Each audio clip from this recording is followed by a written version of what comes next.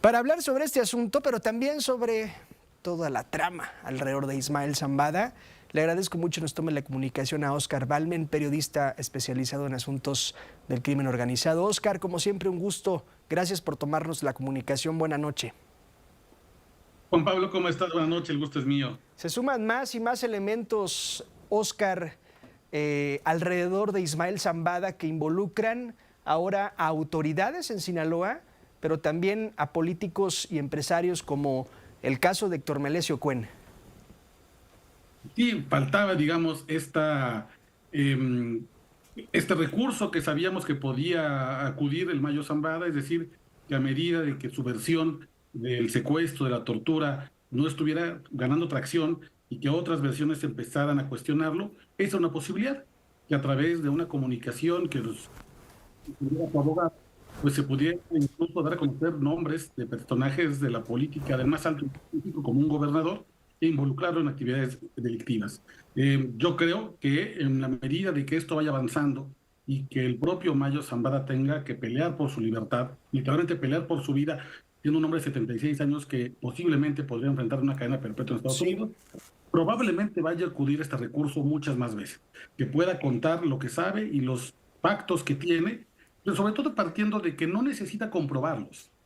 El hecho de que los mencione, de que dé un testimonio, sea verdadero o Claro. falso, mirar que se trata de un importante criminal que por toda su vida ha visto por él, no por el bien común, y que llegando a Estados Unidos se declaró inocente de todos los cargos como si fuera un inocente agricultor. No tiene que probarlos, únicamente tiene que decir, me reuní con tal, financié a tal, me vi con tal, comí con tal, los pactos los tenía con este político, Sí. que usa una cantidad enorme de administraciones, no solamente estatales, sino Y, federales, para poner a temblar a todos los niveles de gobierno. y creo que las cartas que ha publicado Frank Pérez toman aún mucha más importancia y credibilidad cuando las versiones del gobierno han sido nulas. Es decir, el gobierno estatal en Sinaloa, el gobierno federal, pues ha dicho únicamente lo que se conoce a través de las cartas que Frank Pérez ha publicado, Frank Pérez, abogado del Mayo. Vamos a cumplir 3 semanas, Juan Pablo, y el gobierno mexicano no ha podido dar un relato verosímil de lo que sucedió. Y el gobierno de Estados Unidos tampoco está compartiendo información, principalmente porque desconfía de las autoridades de primer nivel de Palacio Nacional que no tengan colusión con altos mandos de lo que antes era el cártel de Sinaloa.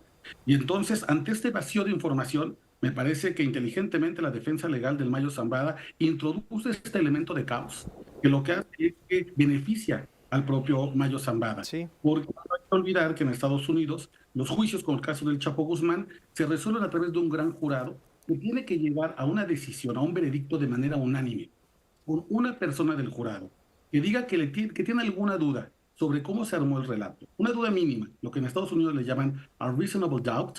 El Mayo Zambada podría salir caminando de Estados Unidos y regresar sin ningún problema médico o quedarse en Estados Unidos Claro. ya, no se puede juzgar 2 veces por los mismos delitos. Este caos, esta confusión de no saber si lo secuestraron, si se entregó, si pactó, si realmente ocurrió los homicidios de tal manera que él dijo, o se ocurrieron de otro modo, y choca todo con lo que dice el gobierno mexicano. El que le Sí. falta información, que no lo ha reconocido, pues sin duda es el único que termina ganando, son tanto Joaquín Guzmán López como Israel El Mayo Zambada. Óscar, no sé si tengas dentro del radar, evidentemente en los últimos días sí, a Héctor Melesio Cuen, ¿qué papel podría estar jugando en esta ecuación donde afirman Héctor Melesio Cuen era, digamos, el contacto político de Ismael Zambada, y al ser Ismael Zambada el personaje que era y que representaba en Sinaloa, podía ser que el Mayo mediara una situación pues que empezó como política y se extendió a lo jurídico y pareciera ya rayaba en lo personal entre el gobernador y Héctor Cuen?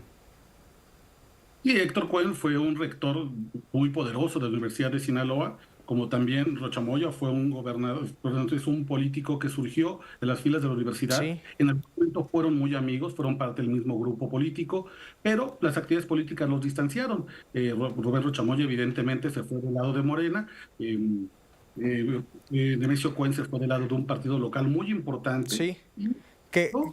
El rumor es que ha utilizado la universidad como una especie de caja chica para poder hacerle eh, pues utilizar los contratos de obra pública de la Sí, universidad. sí, que la militancia del partido sinaloense depende de la universidad es una realidad, es una realidad. Sí, es correcto. Y entonces, digamos que esto que está pasando dentro de el conflicto político solamente lo podía mediar un personaje que fuera transeccional, que tuviera la Sí. capacidad de operar por encima de los periodos de rectoría, por encima de los periodos de gobiernos estatales e incluso federales. Y ese factor de estabilidad ha sido el Mayo Zambada.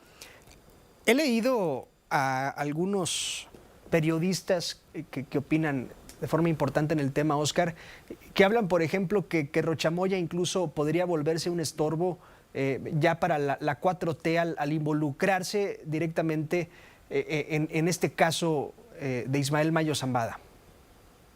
Pues sin duda por el momento al menos es una debilidad para la presidenta electa Claudia Sheinbaum, que me parece que rápidamente se le ha dado un espaldarazo a meterse en un tema en el que no tenía por qué hacerlo. Me parece que era suficiente que los gobernadores actuales y electos le dieran el abrazo a través de este comunicado. No era necesario que Claudia Sheinbaum, digamos, se ensuciara con ese tema. Ella tendría que estar enfocada en el tema de la transición y no meterse en un tema tan complicado como este, porque vaya que hay datos que desde hace muchos años han vinculado a Rubén Rochamoya con el propio Mayo Zambada. El simplemente hecho de que Rubén Rochamoya haya nacido en Badiraguato, la cuna de muchos narcotraficantes, y sea en edad contemporáneo de la familia del Mayo Zambada y del Chapo Guzmán, y que él, desde sus tiempos como rector, haya dicho que porque por nacer en en el mismo pueblo, Sí. los conoce, tenía algún trato desde muy joven. El sí simplemente hecho, me parece que debió haber hecho que la presidenta electa tomara distancia y no se metiera tan pronto a esta discusión en la que todo mundo pierde.